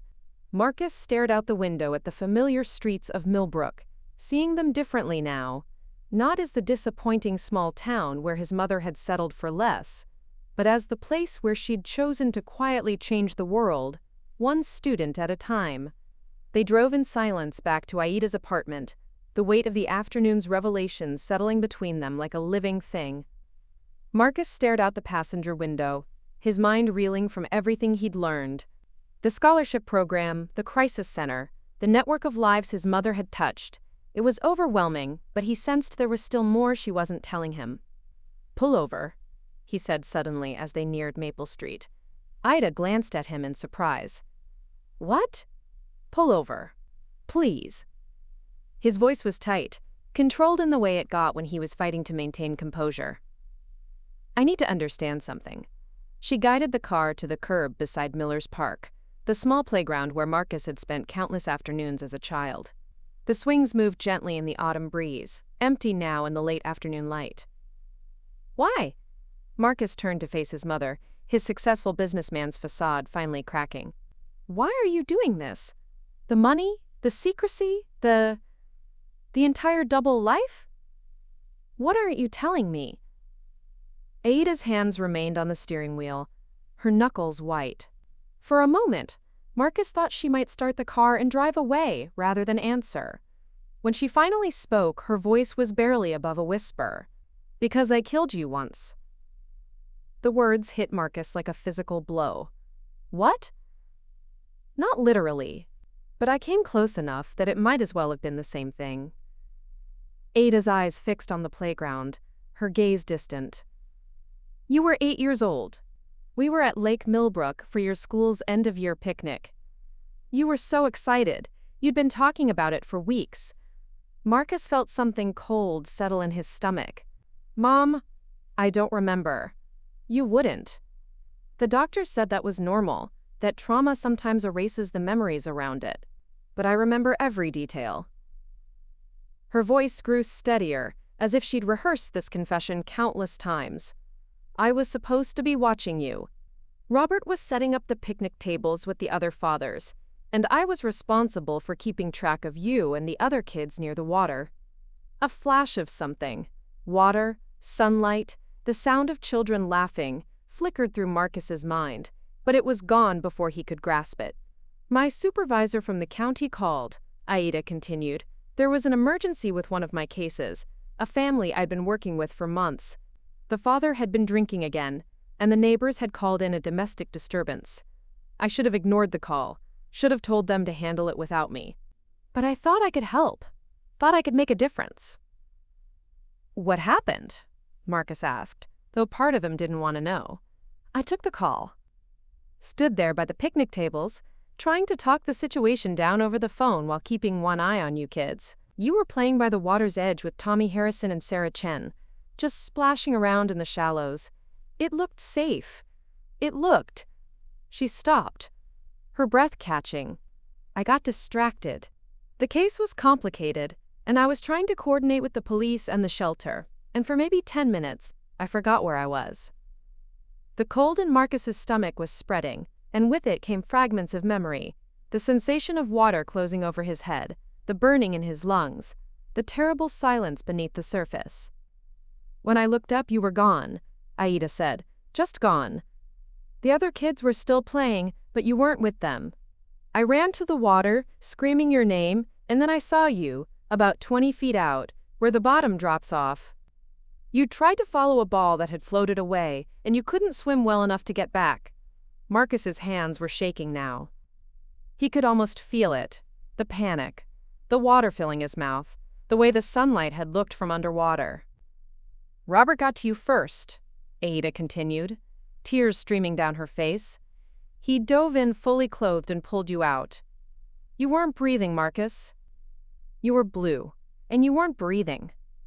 The paramedics worked on you for what felt like hours, but it was probably only minutes. When you finally coughed up that water and started crying, I thought it was the most beautiful sound I'd ever heard." "I remember the hospital," Marcus said suddenly. "Bits and pieces, being scared, having tubes in my nose. But I thought I was just sick. You were in the ICU for 2 days, pneumonia from the water in your lungs. The doctor said if Robert had been even a minute later." She couldn't finish the sentence. Marcus stared at his mother, understanding flooding through him like a revelation. That's why you quit social work. How could I keep doing a job that made me choose between other people's children and my own? How could I trust myself to help other families when I'd nearly destroyed my own? Ada wiped her eyes with the back of her hand. I took the night job at the hospital because I thought if I couldn't save people during the day, maybe I could at least clean up after those who did. But the money, the scholarships. When Robert died and left me the insurance money, I realized I had a choice. I could use it to make my life easier, more comfortable. Or I could use it to be the person I failed to be that day at the lake. She looked at him directly for the first time since starting the story. I couldn't save you when you needed me most. But maybe I could save other people's children. Maybe I could make sure other families didn't have to go through what we went through. Marcus felt something breaking open inside his chest. You've been punishing yourself for 15 years. I've been atoning for 15 years, Ada corrected. There's a difference. No, there isn't. Marcus's voice was stronger now, angry. You made a mistake. One mistake in a lifetime of being a good mother. And you've been torturing yourself ever since. It wasn't just a mistake, Marcus.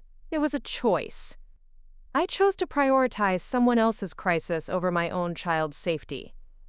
I chose to let my job matter more than you chose to try to help people. That's what you do. That's who you are. Marcus turned in his seat to face her fully. You think I don't remember anything about that day, but I do remember what came after. I remember you sitting by my hospital bed, reading to me, bringing me ice chips when my throat hurt. I remember you sleeping in that horrible chair for 2 days straight because you wouldn't leave me alone. That doesn't change what I did. And what you did doesn't change who you are. Marcus felt tears on his own cheeks now. You're the woman who noticed that Mrs. Chen's daughter was worried about bills. You're the woman who saw that Jamie needed a chance and gave it to them. You're the woman who's been quietly saving lives for 15 years because you couldn't save mine fast enough. Aida shook her head. You don't understand. I understand perfectly. You've been living in that day for 15 years, reliving those 10 minutes when you weren't watching me. But what about all the other minutes? What about the 18 years you spent being an amazing mother before that happened? What about all the good you've done since? The silence that followed was different from the uncomfortable quiet of the car ride. This was the silence of two people finally seeing each other clearly, without the barriers of shame and misunderstanding that had grown between them. I was so proud of you, Aida said quietly. Before that day, I was so proud to be your mother. I thought I was doing important work, making a difference. And then in one moment I realized I was just another person who let the most important thing in her life slip away while she was busy trying to save the world. But you didn't let me slip away, Marcus said. I'm here, I'm alive, I grew up and became successful and independent, and maybe I became a little too focused on appearances and success, but that's not your fault. That's mine. You've been ashamed of me for years. I've been ashamed of where I came from. I've been ashamed of being the son of a hospital custodian who lives in a studio apartment. Marcus's voice cracked. I was ashamed of the wrong things, Mom. I should have been ashamed of being the son who never called, who never visited, who never bothered to look beneath the surface and see what an extraordinary woman his mother really was. Aida reached across the car and took his hand. You're not responsible for my choices, Marcus. I chose to keep this secret because I was afraid that if you knew the truth about that day, you'd never forgive me. There's nothing to forgive, Marcus said, squeezing her hand.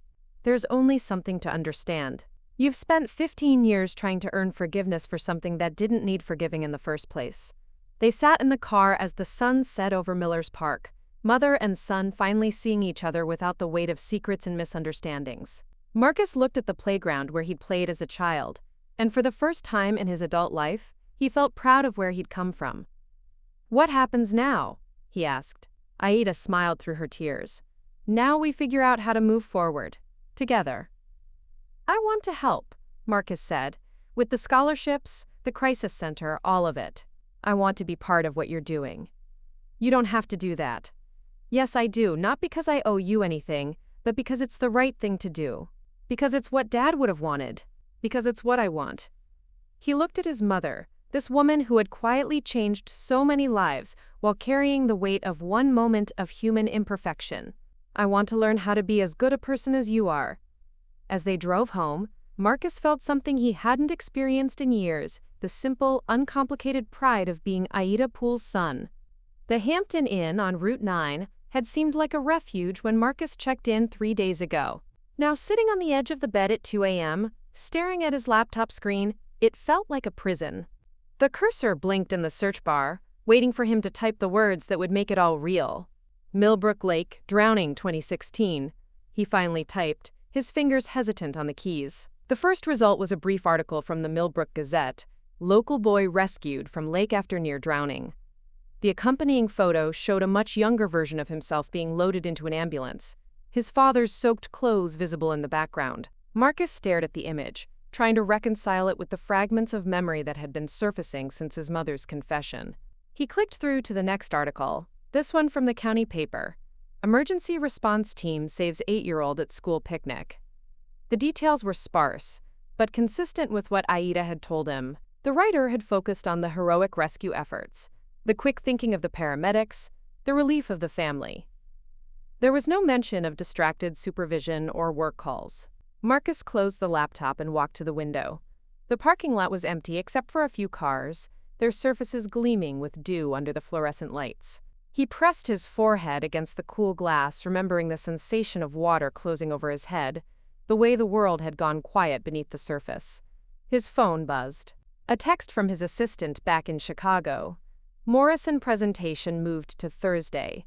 Need your input on the creative brief by Tuesday. The corporate world that had seemed so important just days ago now felt like a distant planet, populated by people who cared about things that didn't matter. He thought about calling Aida, but what would he say? That he'd spent the night researching his own near-death experience? That he finally understood why she'd been carrying such crushing guilt for 15 years? That he was beginning to remember not just the accident, but the aftermath. The way she'd hovered over him for months, checking on him in the middle of the night, her face drawn with worry he'd been too young to understand.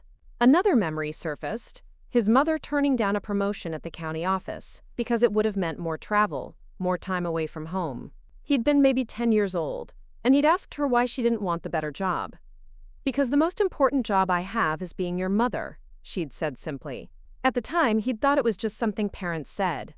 Now he realized it was a vow made in the shadow of almost losing him. Marcus sat back down and opened his laptop again. This time, he searched for Aida Poole's social worker. The results were sparse. A few mentions in county meeting minutes, a brief bio in a community newsletter from 2015. But there was enough to piece together the career she'd abandoned. Department of Children and Family Services, specializing in at-risk youth. Multiple commendations for her work with troubled families. His phone rang, making him jump. The caller ID showed his mother's number. Marcus. Her voice was small, uncertain. I couldn't sleep. I keep thinking about what I told you today, and I'm worried that… Mom. He found his voice was rough from hours of not speaking. I've been doing some research. The silence on the other end was heavy. Research? About the accident. About your career. About what you gave up. He took a breath. I remember more now. Not just the drowning, but what came after. How you changed. How you became more careful, more protective. Marcus, you don't need to. I remember you sleeping in the chair next to my bed for weeks. I remember you checking on me every night, making sure I was still breathing. I remember you turning down that promotion because you said your most important job was being my mother. He heard her sharp intake of breath. I thought you were too young to remember that. I was too young to understand it then. But I understand it now. Marcus felt tears on his cheeks. You didn't just quit your job because of guilt, Mom. You quit because you realized what really mattered. And then you spent the next 15 years trying to do both, being my mother and helping other people's children. Just quietly, secretly, so no one would know. I was afraid, Aida whispered. Afraid that if you knew the truth about that day, you'd never trust me again. Never forgive me. There's nothing to forgive, Marcus said, the words coming easier now. There's only something to understand. You saved more lives in the last 15 years than most people save in a lifetime. You just did it invisibly. The silence stretched between them, but it was different now. Not the silence of secrets, but the silence of understanding finally taking root. I love you, Mom, Marcus said finally. Not despite who you are, but because of who you are. I'm sorry it took me so long to see it. I love you too, she replied, her voice stronger now. So much. After they hung up, Marcus sat in the quiet hotel room and made a decision that would change everything. Tomorrow, he would start the process of relocating back to Millbrook. His mother had been carrying this weight alone for too long. Marcus found Dr. Sarah Mitchell in the hospital cafeteria at 7 a.m., sitting alone at a corner table with a cup of coffee and a half-eaten muffin. She looked up as he approached, her expression shifting from surprise to something that might have been relief. Marcus. She gestured to the empty chair across from her. I wondered if you might come looking for me. I need to understand something, he said, settling into the chair. The cafeteria was nearly empty, except for a few early shift nurses and a maintenance worker restocking the vending machines. About my mother. About how she really is when I'm not around. Sarah studied his face, noting the shadows under his eyes, the way he held himself like someone who'd been carrying a heavy weight. She's been worried about you, about what you think of her after yesterday. Yesterday changed everything, Marcus said quietly. She told me about the accident, about why she really quit social work. Ah, Sarah's expression softened. That explains the phone call at 3 a.m. She was afraid she'd lost you completely. She could never lose me. I'm the one who's been lost. Marcus wrapped his hands around the coffee cup Sarah had bought him without asking. I've been treating her like she was, less than she is, like she was someone to be embarrassed about. And now you're trying to figure out who she really is. I thought I knew. I thought she was just settling, living small, not reaching for anything better. Marcus's voice was thick with regret. But watching her with Jamie yesterday, seeing how she talked about the scholarship program, the way she knew exactly what impact she was having, that's not someone who's given up. That's someone who's found her purpose. Sarah sipped her coffee, choosing her words carefully. Your mother is the most quietly competent person I've ever met. She sees everything, remembers everything, and somehow manages to help without anyone realizing she's doing it. Tell me, Marcus said. Tell me what you see when you look at her. I see someone who knows every patient's story by the time I make rounds. She'll mention that Mrs. Rodriguez in 412 is worried about her grandson's college tuition, or that Mr. Thompson in 308 keeps asking about his wife's medical bills. She never says it directly, but somehow I always know exactly which families need extra resources or emotional support. Marcus leaned forward. She's been doing this for 15 years? Longer than that. I've only been working with her for 5 years, but the nurses who've been here longer say she's always been the same. Always watching, always caring, always finding ways to help. Sarah's voice grew warmer. Do you know she keeps a notebook? Not an official one, just a little composition book where she writes down things about the patients. Not medical information, that's confidential, but personal things. Mrs. Chen's daughter is getting married next month. Mr. Peterson's grandson just made the honor roll. She remembers everyone's story. That's how she finds the people who need help. Partly, but I think it's more than that. I think she genuinely cares about every single person who passes through those doors.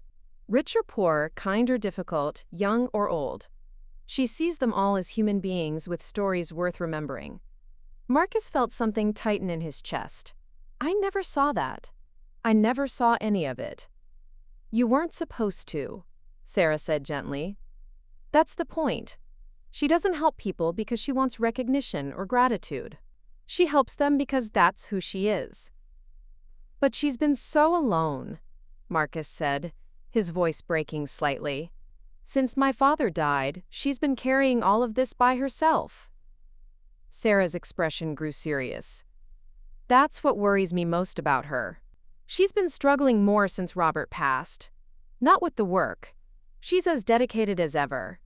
But with the isolation. She doesn't talk about it, but I can see it in her eyes sometimes. This sadness that goes deeper than grief. Sadness about what? About being invisible, I think. About having this whole other life that no one acknowledges or understands. About having a son who... Sarah stopped, looking uncomfortable. Who's ashamed of her? Marcus finished. You can say it. I've been ashamed of her for years. She loves you so much, Sarah said softly. She lights up when she talks about your success, your career, your accomplishments. But there's always this underlying sadness, like she knows you see her as a failure. Marcus put his head in his hands. God, I've been such an ass. You've been human. We all make assumptions about people based on what we can see. Your mother has gone to great lengths to make sure no one sees the whole picture. Why, though? Why keep it secret? Sarah considered the question carefully. I think it's partly about dignity. Both hers and the people she helps. There's something pure about anonymous kindness. It can't be about ego or recognition because no one knows you're doing it. But I also think... She paused, looking out the window at the parking lot where the morning shift was arriving. I think she's been protecting you. Protecting me from what? From feeling obligated. From feeling like you had to be grateful or change your life to match her values. From feeling like you had to be someone other than who you are. Sarah looked back at him. She wanted you to be free to become whoever you were meant to be, without the weight of her choices influencing you. Marcus felt tears threatening. But I wasn't free. I was trapped by my own narrow view of what success looks like, what respectability means. I was trapped by my own shallow judgments. Maybe that's changing now. It has to change. I can't keep living like this, pretending she's someone she's not, treating her like she's less than she is. Marcus looked at Sarah with desperate honesty. I want to help her. With the scholarships, the crisis center, all of it. But I don't know how. I don't know how to be the kind of person who does that work. You start by showing up, Sarah said simply. You start by being present in her life, not just for holidays and obligations, but really present. You start by asking questions and listening to the answers. You start by seeing her as she really is, not as you think she should be. Is she happy? Marcus asked suddenly. Really happy? Or is she just making the best of a life that's smaller than it should be? Sarah smiled for the first time since he'd sat down. You know what I see when I watch your mother work? I see someone who's found her calling. She's not settling for less, Marcus. She's chosen a different kind of more.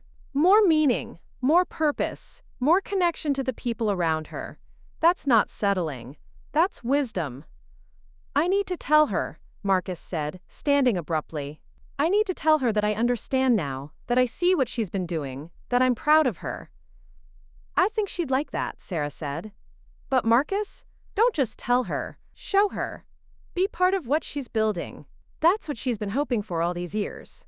Not that you'd change who you are, but that you'd join her in the work of making the world a little better.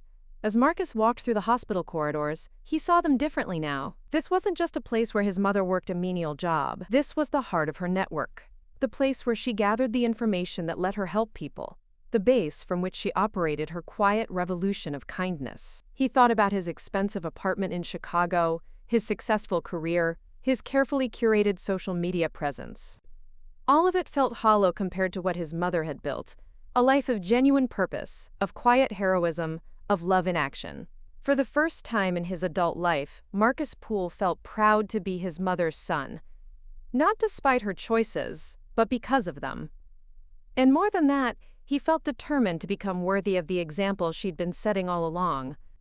The question now was whether he could learn to be half the person she was, whether he could find his own way to make the world a little better, one quiet act of kindness at a time. Marcus stood outside Mrs. Patterson's apartment door at 3 p.m., holding a small bouquet of flowers from the hospital gift shop. He'd spent the morning walking around Millbrook, seeing the town through different eyes, and had finally worked up the courage to knock on the door of apartment 2B.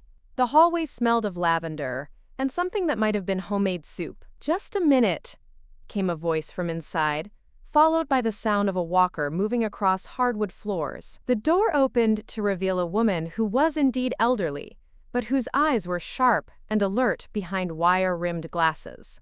She was smaller than Marcus had expected, maybe 5 feet tall, with silver hair pulled back in a neat bun and a cardigan that looked hand-knitted. "Mrs. Patterson, I'm Marcus Poole, Aida's son." Her expression shifted from polite wariness to something approaching delight. "Marcus, oh my goodness, come in, come in. I've been hoping to meet you for years." She stepped aside, gesturing him into a living room that was the opposite of his mother's sparse apartment. Every surface was covered with photographs, books, and what looked like a lifetime's worth of carefully preserved memories. "I brought these," Marcus said, offering the flowers somewhat awkwardly. "How thoughtful. Let me put these in water." Mrs. Patterson moved with surprising grace despite the walker, and Marcus found himself wondering how old she actually was. "Sit down, please. I was just having tea." "Would you like some?" "That would be nice, thank you." As she busied herself in the kitchen, Marcus studied the photographs that covered every available surface. There were wedding photos from what looked like the 1960s, pictures of children and grandchildren, and scattered throughout, more recent photos that included his mother. Aida at Christmas dinner, Aida helping with what looked like a garden project, Aida laughing at something Mrs. Patterson had said. "You look surprised," Mrs. Patterson said, returning with a tea service that was clearly her good china. "I didn't realize you and my mother were so close." "Oh, we're thick as thieves," Mrs. Patterson said, settling into her chair with the careful movements of someone who'd learned to accommodate an aging body. "She's been such a blessing to me, especially since Harold passed 5 years ago." "Harold was your husband?" 63 years. High school sweethearts." Her eyes grew distant for a moment. "When he died, I thought I'd have to move to one of those assisted living places. The bills were piling up, the maintenance on this old place was getting to be too much, and I couldn't manage the grocery shopping anymore. I was ready to give up my independence." Marcus sipped his tea, which was perfectly brewed, and waited for her to continue. "Then your mother moved in next door, and everything changed." "Not all at once, you understand. Aida's not the type to swoop in and take over. But gradually, I started noticing things. My electric bill seemed lower than it should be. Groceries would appear on my doorstep with a note saying they were extras someone didn't need. The building managers stopped bothering me about the broken faucet in my bathroom. Apparently, someone had already called the repair service. My mother did all that. I suspected, but I couldn't prove it. Aida's very careful about preserving people's dignity. She never makes you feel like you're accepting charity." Mrs. Patterson smiled. "It took me months to catch her in the act. I pretended to be asleep one afternoon when she thought I was napping, and I watched her slip an envelope under my door. When I opened it later, it was cash to cover my medication copays, with a note saying it was from a community fund for seniors." Marcus felt something warm spreading through his chest. "She never told me any of this." "Of course not. That's not who she is." Mrs. Patterson's expression grew more serious. "But Marcus, I need you to understand something. Your mother isn't helping me out of pity or guilt or some misguided sense of obligation. She's helping me because we're friends. Real friends." "What do you mean?" "I mean, she doesn't just write checks and disappear. She comes over for dinner twice a week. She brings me books from the library because she knows I love mysteries. She listens to my stories about Harold and my children, and my grandchildren, who live too far away to visit often. She remembers my doctor's appointments and calls to check how they went. She's become family." Marcus looked around the apartment again, noticing details he'd missed before. The medications organized in a pill dispenser that looked new. The grab bars in the doorway that were clearly recent additions. The phone system that seemed more sophisticated than what most elderly people would choose for themselves. "She's helped you stay independent." "She's helped me stay myself," Mrs. Patterson corrected. "There's a difference. I'm not Aida's project, Marcus. I'm her friend, and she's mine." "I don't understand." Mrs. Patterson set down her teacup and studied Marcus with eyes that seemed to see right through him. You want to know what your mother is really like? She's the person who brings me soup when I'm sick, but she also brings me the newspaper crossword puzzle, because she knows I'm too proud to admit I can't see the small print well enough to do it myself. She's the person who fixed my leaky faucet, but she's also the person who sat with me for 6 hours in the emergency room when I had chest pains last winter, even though it turned out to be nothing serious. She never mentioned. Of course she didn't. She doesn't help people for recognition or gratitude. She helps them because that's who she is. But Marcus, you need to understand that it goes both ways. I help her too. How? I listen to her. I know about the scholarships, about the crisis center, about all the people she's helped over the years. I know about the guilt she carries over that accident when you were little, and I know about how much she misses your father. I know about how proud she is of you, even when she's worried that you're ashamed of her. Marcus felt heat rise in his cheeks. She told you that? She didn't have to. I could see it in her face whenever she talked about you. The way she'd light up when she got a rare phone call, then look sad when she hung up. The way she'd make excuses for why you never visited. The way she'd show me pictures of your successes while apologizing for bothering me with them. I've been a terrible son. You've been a busy son. There's a difference, though not always a good one. Mrs. Patterson's voice was gentle but firm. Your mother never expected you to be anything other than who you are, Marcus. She's proud of your success, proud of your independence, proud of the man you've become. But she's also been lonely, and she's been carrying a burden that's too heavy for one person to bear alone. The guilt about the accident, that's part of it. But there's something else too. She's been afraid that if people knew about her charitable work, they'd think she was trying to buy forgiveness or assuage her conscience. She's been afraid that you'd think she was throwing away money that should have gone to your inheritance. Marcus stared at her. My inheritance? The insurance money from your father. She's been so careful to live modestly, to keep up the appearance of someone getting by on a custodian's salary, because she didn't want you to feel obligated to approve of her choices. She wanted you to be free to build your own life without worrying about what she was doing with the money. But I never cared about the money. Didn't you? When you looked at her apartment, her job, her lifestyle, didn't you wonder why she was settling for so little? Didn't you assume she was just giving up? Marcus felt the truth of it hit him like a physical blow. I thought she was wasting her life. She's been living her life according to her values, not yours. There's a difference. Mrs. Patterson leaned forward. Your mother is one of the most remarkable people I've ever met. She's intelligent, compassionate, and she has a gift for seeing what people need and finding ways to help them. But she's also been incredibly lonely, especially since your father died. She's been carrying all of this goodness inside her with no one to share it with, except me and a few people at the hospital. She has the people she helps. Anonymous help doesn't provide companionship, Marcus. It provides satisfaction and purpose, but not connection. Your mother has been living half a life, fully engaged with her mission, but isolated from the people who should know and appreciate who she really is. Marcus thought about his mother's sparse apartment, her careful budgeting, her quiet routines. She's been hiding. She's been protecting herself, and protecting you, and protecting the people she helps. But protection can become a prison if you're not careful. What can I do? Mrs. Patterson smiled. You can start by understanding that your mother isn't broken or diminished or settling for less. She's chosen a different kind of life, one focused on service rather than accumulation, on meaning rather than status. Once you understand that, you can decide how you want to fit into that life. I want to help her, with the scholarships, the crisis center, all of it. That's wonderful. But Marcus, make sure you're helping her because you believe in what she's doing, not because you feel guilty about how you've treated her. She doesn't need your pity or your obligation. She needs your partnership. Partnership? She needs someone who shares her vision, who can help her expand her work, who can be a true collaborator rather than just a financial contributor. She needs someone who sees her as she really is and appreciates that person.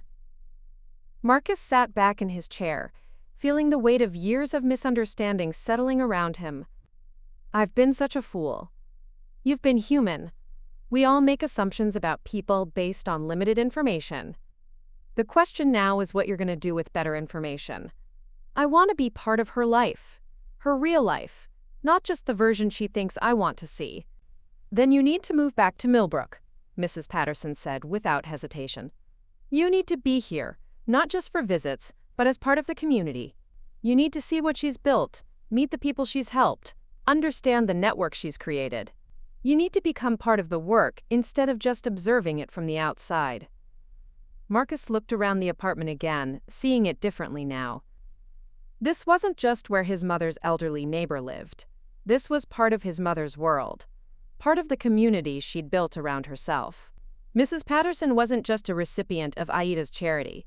She was a friend, a confidant, a partner in the quiet work of making life better for the people around them. She's lucky to have you, Marcus said. I'm lucky to have her. And you're lucky to have her too, though I'm not sure you've realized it yet. I'm realizing it now. Good. Because, Marcus, your mother is getting older, and she can't do this work alone forever. She needs someone she can trust, someone who understands what she's trying to accomplish, someone who can help her plan for the future. She needs family. She has me. She has you when you decide to show up. But she needs you to choose to be present in her life, not just when it's convenient, but as a real partner in the work that matters to her. Marcus finished his tea and stood to leave, but Mrs. Patterson's voice stopped him at the door. Marcus, your mother is a saint. Not the kind they put on pedestals, but the kind who live among us and make the world a little bit better every day. Don't waste any more time being ashamed of that. Be proud of it, and be worthy of it. As Marcus walked back to his mother's apartment, he felt something fundamental shift inside him. He'd come to Millbrook thinking he was visiting his embarrassing small-town mother. Instead, he discovered that she was the center of a quiet revolution of kindness, a woman who'd turned her deepest pain into her greatest purpose. The question now was whether he could learn to be half the person she was, and whether he could find his own way to make the world a little bit better, one quiet act of service at a time. Marcus found his mother's apartment door unlocked when he returned from Mrs. Patterson's. He pushed it open quietly, expecting to find Aida resting before her night shift, but instead discovered her sitting at her kitchen table surrounded by manila folders, a calculator, and what looked like months of bank statements. She looked up as he entered, her expression cycling through surprise, wariness, and something that might have been hope. I was balancing the accounts, she said, her voice careful. Figuring out how much we can allocate for the spring scholarship cycle. We? Marcus asked, setting his keys on the counter. Ada hesitated, then seemed to make a decision. I've been hoping you might want to be involved, not just as an observer, but as a partner. If you're interested. Marcus looked at the paperwork spread across the table. Budget projections, scholarship applications, letters from crisis centers, thank you notes from recipients. This was the administrative heart of his mother's operation, the careful planning that made her anonymous generosity possible. I talked to Mrs. Patterson, he said, pulling out the chair across from her. I figured you might. She's been wanting to meet you for years. Aida's hands moved nervously over the papers. What did you think of her? I think she's remarkable, and I think she's right about you being a saint. I'm not a saint, Marcus. I'm just someone who's trying to make up for. No. Marcus's voice was firm enough to stop her mid-sentence. You're not trying to make up for anything. You're living according to your values. There's a difference. Aida stared at him, as if seeing him clearly for the first time in years. Mrs. Patterson said that to you, didn't she? She said a lot of things. About how you're not settling for less, but choosing a different kind of more. About how you've been protecting me from feeling obligated to approve of your choices. About how you've been lonely. Marcus reached across the table and took her hand. Mom, I don't want you to protect me anymore. I want to be part of this. Really part of it. You have your own life, your career. My career will survive a relocation. Hell, With remote work, I might be able to do it better from here than from Chicago. But even if I couldn't, I'd rather be here doing work that matters than there doing work that pays well. Aida's eyes filled with tears. You don't have to give up your success for me. I'm not giving up anything. I'm gaining something I didn't even know I was missing. Marcus gestured at the papers on the table. This is real, Mom. This matters. Those students you're helping, the families at the crisis center, Mrs. Patterson, you're changing lives. I've been spending my career convincing people to buy things they don't need, and you've been quietly saving the world one person at a time. It's not saving the world. It's just helping where I can. Show me, Marcus said. Show me how it all works. Show me the applications, the selection process, the follow-up. I want to understand everything. For the next 2 hours, Ada walked Marcus through the intricate system she'd developed over 15 years. The scholarship program had grown from a simple fund that helped 1 or 2 students a year to a sophisticated operation that tracked recipients through college and into their careers. She showed him the criteria she used for selection, not just academic achievement, but demonstrated resilience, community involvement, and potential for paying it forward. Jamie wasn't the highest GPA applicant that year, she explained, pulling out a folder thick with documents. But their essay about wanting to help other kids in similar situations, combined with their work history and their mother's medical situation, made them stand out. Marcus studied the application, noting the careful annotations in his mother's handwriting. You research every applicant personally? I visit their schools, talk to their counselors, sometimes even meet with their families. I want to make sure the money is going to someone who will use it well, but also someone who needs it most. Aida pulled out another folder. This is Maria Santos. She's studying to be a nurse practitioner. She wants to work in underserved communities. The scholarship covered her prerequisites, and now she's applying for additional funding for her master's program. How do you keep track of everyone? This. Aida opened a large binder filled with individual sections for each recipient. I follow their progress, send anonymous encouragement notes during finals, sometimes provide additional support if they hit unexpected obstacles. Last year, one of my students, David Chen, Sarah's nephew, had to drop out temporarily when his mother needed surgery. I covered his living expenses for 3 months so he could care for her and still return to school. Marcus felt a familiar tightness in his chest. You're not just funding their education, you're mentoring them. I'm investing in them. There's a difference between giving someone money and giving them support. Money can disappear, but support builds character and resilience. And the crisis center?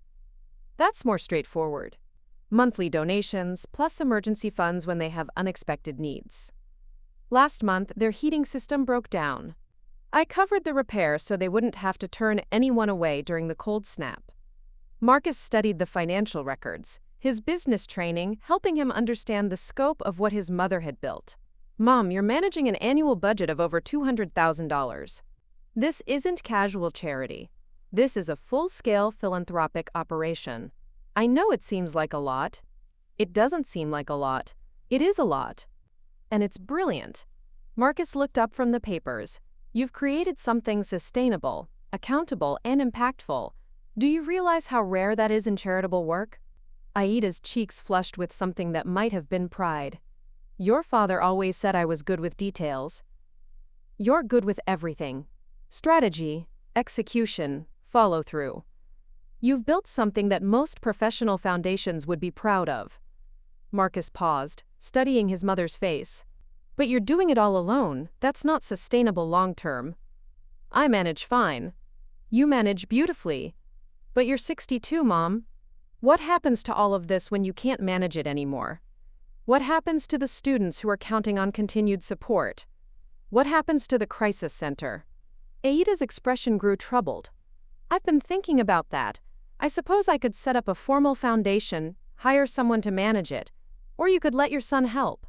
Marcus, you don't understand what you're offering. This isn't just writing checks. It's site visits, application reviews, relationship management. It's being available when someone needs emergency help. It's caring about people you'll never meet in person. I'm starting to understand that caring about people you'll never meet might be the most important work anyone can do. They were interrupted by a knock at the door. Aida glanced at the clock. 6 p.m. Time for her to start getting ready for her night shift.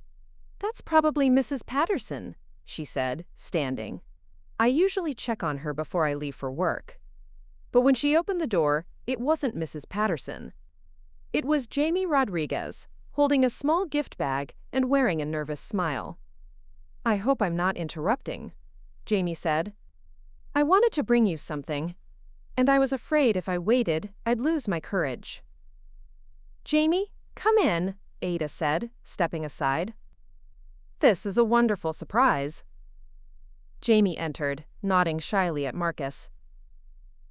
"I brought you something," they said to Aida, offering the gift bag. "It's not much, but I wanted you to have it." Aida opened the bag and pulled out a small, framed photograph. It showed Jamie in a hospital uniform standing next to a young patient who was smiling despite being surrounded by medical equipment. "That's Tommy," Jamie explained. "He's 7 and he's been in the pediatric ICU for 3 weeks. He was scared of all the machines, wouldn't talk to anyone. But yesterday I sat with him and told him about how someone believed in me when I didn't believe in myself, and how that person helped me become someone who could help other kids like him." Aida's hand trembled as she held the photograph. "You told him about me?" "I told him about an angel who helps people without asking for anything in return. I told him that when he gets better, he might find ways to help other kids too." Jamie's voice grew stronger. "He asked if he could write a letter to the angel, and I said I'd make sure it got delivered." Jamie pulled a folded piece of paper from their pocket. "He drew this for you." Aida unfolded the paper to reveal a child's drawing of a figure with wings, surrounded by hearts and stars. At the bottom, in careful 7-year-old handwriting, were the words, "Thank you for helping Jamie help me." "Oh my," Aida whispered, tears streaming down her face. "I know you like to stay anonymous," Jamie said quickly, "but I wanted you to see what your kindness looks like when it reaches its destination. That little boy is going to get better, and someday he's going to help other kids. And it's all because you believed in a teenager from a broken family who just needed a chance." Marcus watched his mother study the drawing, her face glowing with something he'd never seen before, the pure joy of seeing her work's ultimate purpose fulfilled. "There's something else," Jamie continued. "I've been accepted to the pediatric nurse practitioner program at the state university. The scholarship you helped me get for undergrad opened so many doors. I'm going to specialize in working with kids from difficult backgrounds, kids who need someone who understands what it's like to feel like nobody believes in you." "Jamie, that's wonderful," Aida said, setting the drawing carefully on the table. "I wanted to ask you something," Jamie said, looking between Aida and Marcus. "I know you don't usually get personally involved with your recipients, but I was wondering if you'd consider being my mentor. Not financially, I have funding for grad school, but just someone I could talk to about the work, someone who could help me understand how to help people the way you've helped me." Marcus saw his mother's carefully constructed walls finally crumble completely. "I would be honored," she said simply. "And Mr. Poole," Jamie turned to Marcus, "I know you're learning about your mother's work. If you ever want to see what it looks like from the recipient's side, you're welcome to visit the hospital. I'd love to show you around the pediatric unit." "I'd like that very much," Marcus said, his voice rough with emotion.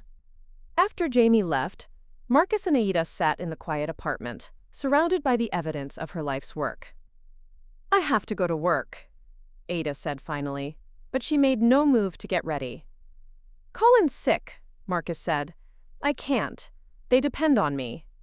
One night. Colin's sick for one night, and let's plan how we're going to do this together." Aida looked at her son, this man who had walked into her apartment 3 days ago, ashamed of her life, and was now asking to be part of it. "You're serious about this, about moving back, about helping with the foundation. I'm serious about being your partner in the most important work either of us will ever do. It won't be easy. There will be heartbreak along with the joy. Some of the students will struggle, some will fail despite our help. Some of the families we try to help won't be ready for it. Not every story has a happy ending. I know. But the ones that do, like Jamie, like Tommy, like all the people we haven't met yet, they're worth it. Aida smiled, the first completely unguarded smile Marcus had seen from her in years. Your father would be so proud. He'd be proud of both of us. But mostly, he'd be proud of you for building something beautiful out of something painful. As Aida called the hospital to request her first sick day in 5 years, Marcus began gathering the scholarship applications into neat piles. Tomorrow, they would start the process of expanding the foundation, of creating systems that could outlast both of them, of building a legacy that would help young people like Jamie for generations to come. But tonight, for the first time in 15 years, Ada Poole wasn't carrying the weight of her secret life alone. Tonight she had a partner, a collaborator, and most importantly, a son, who finally understood that being normal meant being extraordinary in all the ways that truly mattered. 3 months later, Marcus sat in the back row of the Millbrook Community Center's main auditorium, watching Jamie Rodriguez adjust the microphone at the podium. The spring scholarship ceremony had grown larger than expected. Word had somehow spread about the anonymous benefactor who'd been quietly changing lives for years, and the room was packed with families, students, and community members who'd been touched by the Poole Foundation's work. Aida squeezed his hand, her eyes bright with unshed tears. "I can't believe how many people came," she whispered. "You've been helping this community for 15 years, Marcus replied quietly. "They want to celebrate that even if they don't know your name." On stage, Jamie cleared their throat and looked out at the audience. "My name is Jamie Rodriguez, and I'm a pediatric nurse at Children's Hospital. 3 years ago, I was a teenager from a broken family who thought college was impossible. Today, I'm here because someone believed in me when I couldn't believe in myself." Marcus felt his mother's hand tremble in his. Around them, the audience leaned forward, captivated by Jamie's quiet confidence. "I never met my benefactor during those years," Jamie continued. "I only knew them as someone who saw potential in struggling students and gave us not just money but hope. Today, I want to tell you what that investment looks like when it grows." Jamie gestured to the side of the stage, where a small group of young adults stood waiting. "These are some of the students who've been helped by the Poole Foundation over the years. Sarah Chen, now a social worker helping immigrant families. Miguel Santos, who just graduated law school and is starting work with the Public Defender's Office. David Kim, who's developing affordable housing initiatives. We're teachers, nurses, advocates, and entrepreneurs. We're parents, mentors, and community leaders." The applause was thunderous, but Marcus only heard it distantly. He was watching his mother's face, seeing the pure joy of witnessing her life's work validated and celebrated. The person who started this foundation taught us that true generosity isn't about recognition. It's about multiplication, Jamie said as the applause died down. "Today we're announcing the Jamie Rodriguez Scholarship for Future Healthcare Workers, funded by graduates of the Poole Foundation program. Because when someone changes your life, you change someone else's." Aida began to cry in earnest now, and Marcus put his arm around her shoulders. In that moment, he understood what his mother had always known, that the most profound acts of love were the ones that grew beyond themselves, creating ripples that touched lives neither of them would ever know. "Normal," Marcus whispered in her ear, "isn't about being seen. It's about making sure others can see themselves in a better future." Aida looked at her son, this man who'd learned to measure success not in dollars earned but in lives transformed, and smiled through her tears. "Your father would be so proud of who you've become." "He'd be proud of who we've become," Marcus corrected. "Together." Up next, you've got 2 more standout stories right on your screen. If this one hit the mark, you won't want to pass these up. Just click and check them out. And don't forget to subscribe and turn on the notification bell so you don't miss any upload from us. Quote,